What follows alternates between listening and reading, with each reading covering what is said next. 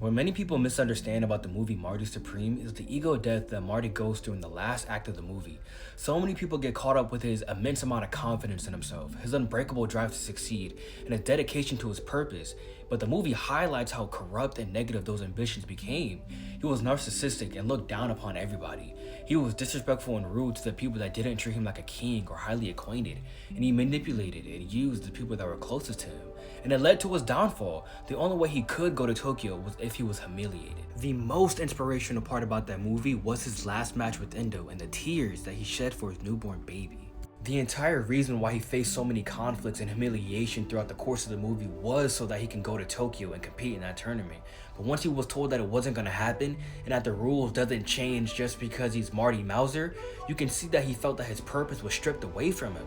He began to question his own self-worth. Was it all for nothing? Is this all that I'm gonna amount to?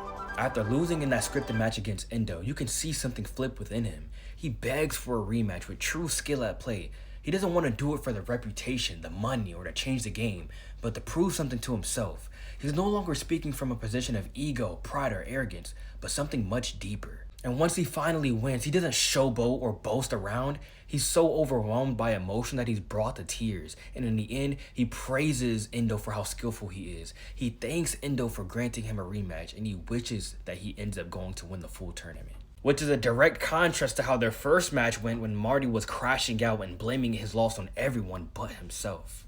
He needed that rematch, he needed that win, and he did achieve something greater than any reputation or fame can bring: fulfillment. He became the man that he was purposed to be.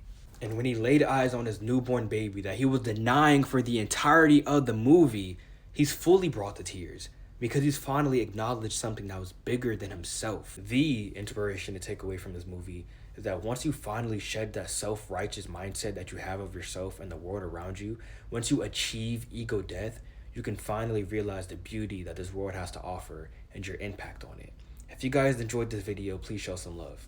Y'all take care.